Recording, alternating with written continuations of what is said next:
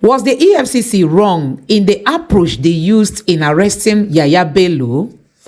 If you can declare a man wanted and it's a way of getting him to the agency, why did we have the standoff?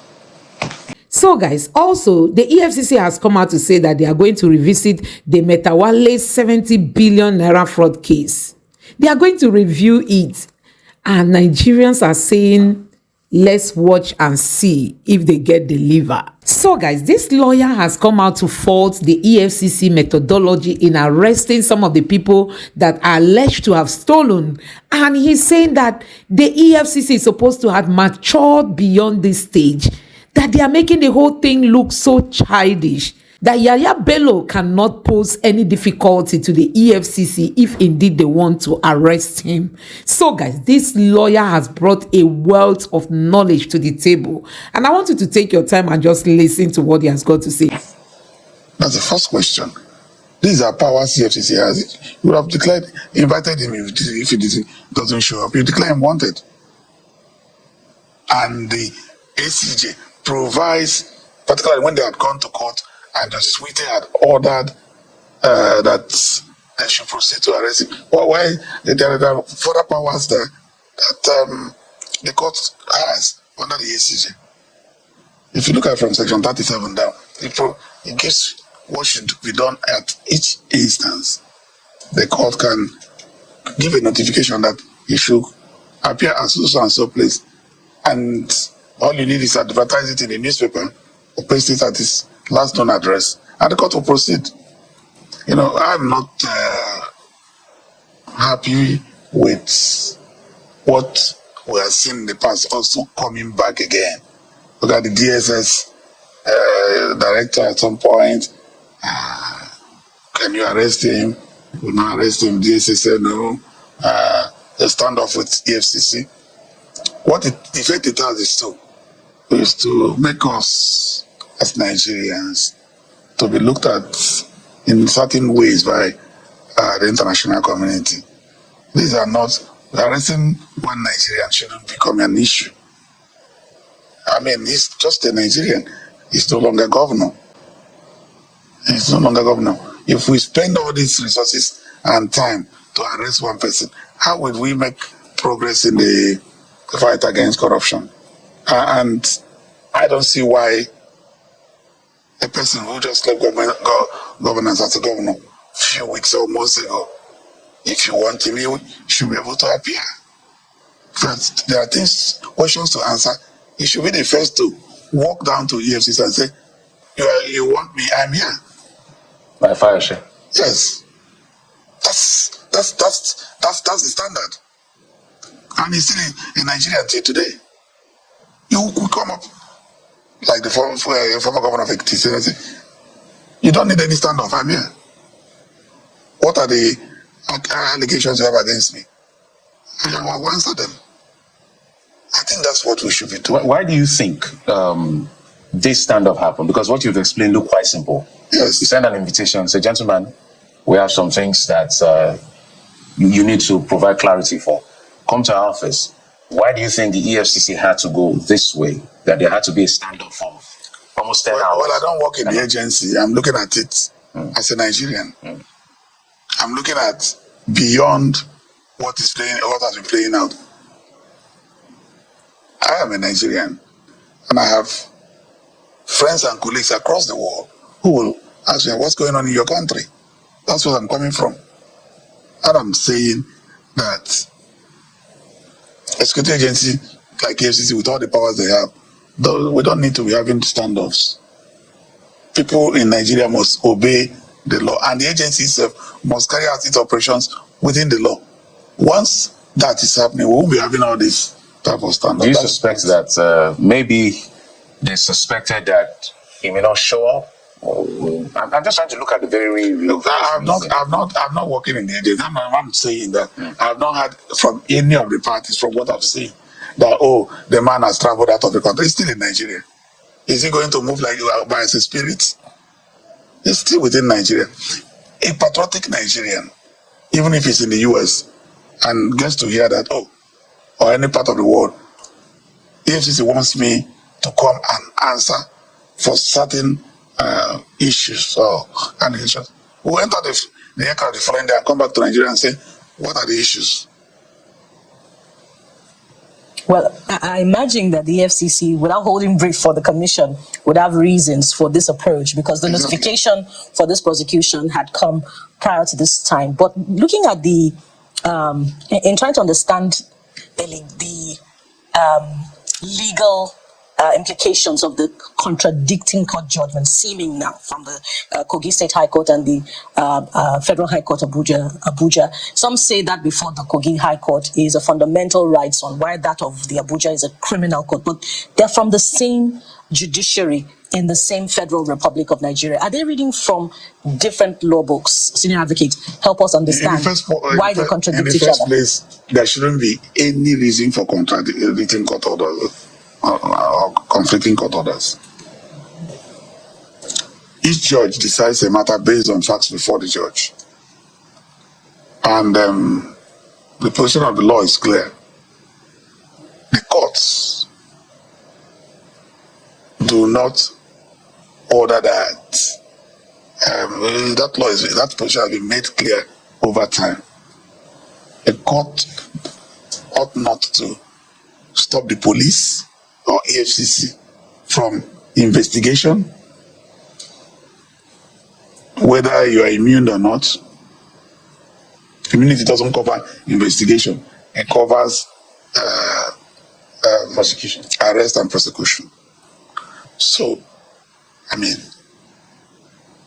if that is the case, why will a court then begin to say, don't arrest this person?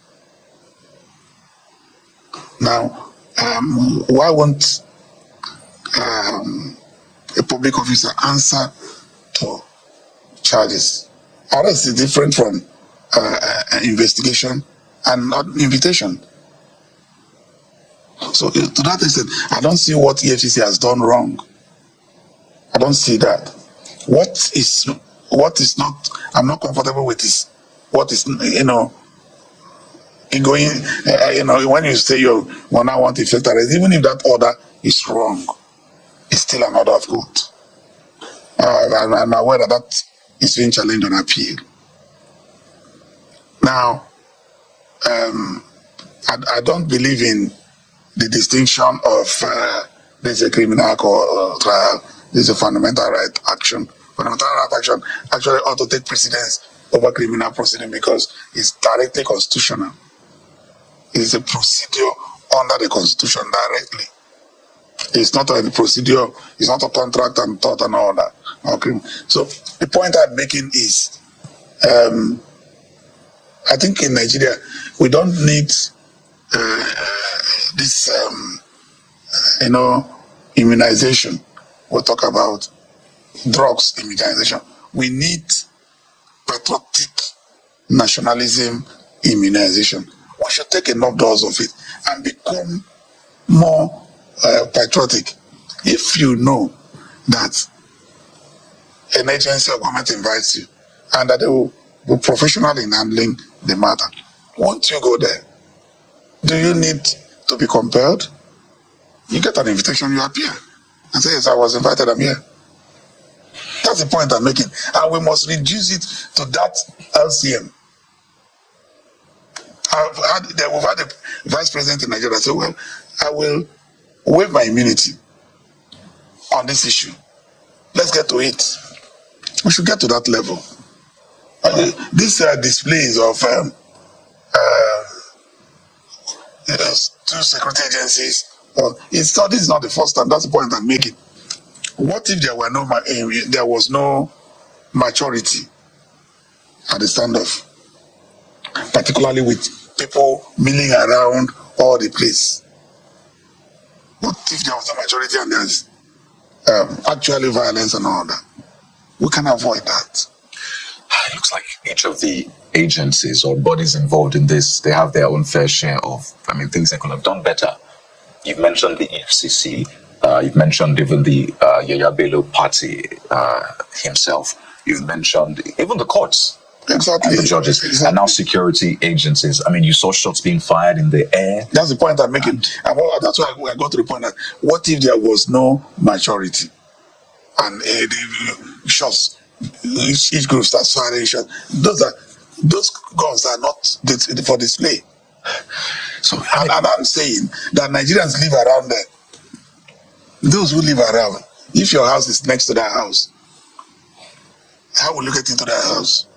Assuming you also have emergency, maybe people are in your house and somebody's sick, or the shots and the what's going on, people are fainting. What will happen? So we should avoid certain things. That's the point I'm making. Right. You know, it's quite interesting. We saw this happen with former governor Imo State, Rochester Okorocha. Yeah, exactly. You know, he was arrested eventually. His was 6 hours standoff, thereabouts. It's also interesting to note that this is not the first former governor of Kogi State that's been declared wanted by the EFCC. We've had a former governor now also declared wanted. And I'd like you to speak to what is now becoming a trend. Because we had people now saying, oh, it shouldn't just be the only one being investigated. There are other former governors who should be on that list. So is this becoming a trend now where you have executives at some point now being investigated? You'd expect that they will be the ones above board. Yes, they're innocent. The electorate is part of it. The electoral system is part of it. People, you can predict to a large extent.